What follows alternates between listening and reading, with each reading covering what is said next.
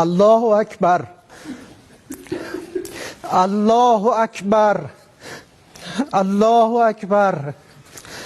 من المؤمنین رجال صدقوا ما عاهدوا الله علیه فمنهم من قضى نحبه و منهم من ینتظر و ما بدلوا تبدیلا.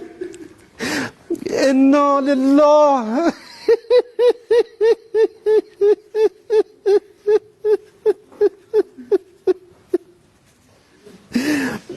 انا لله و انا الیه راجعون.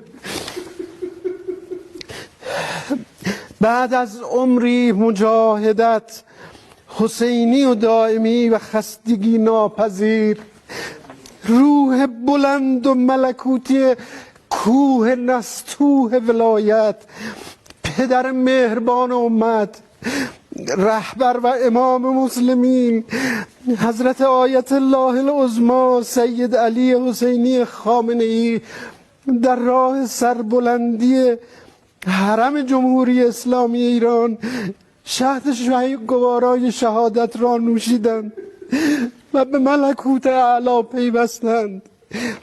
خدای بزرگ، خدای بزرگ و شکست ناپذیر با ملت حماسه ساز و تاریخ ساز ایران است تا عهدی که با امام خود بستند تا سرانجام ظهور پیش برند.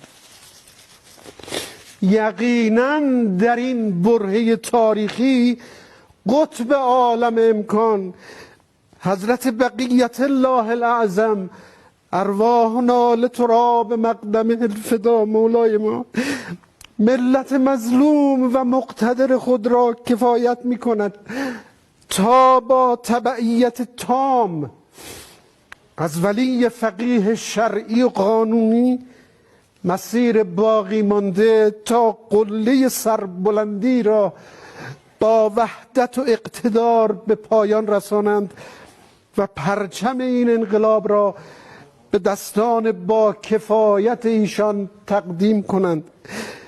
به روح بلند امام راحل و خلف صالحش، قائد اعظم، شهید و عظیم الشأن حضرت آیت الله العظمی امام خمینی، حضرت آیت الله العظمی امام خامنه‌ای درود می‌فرستیم.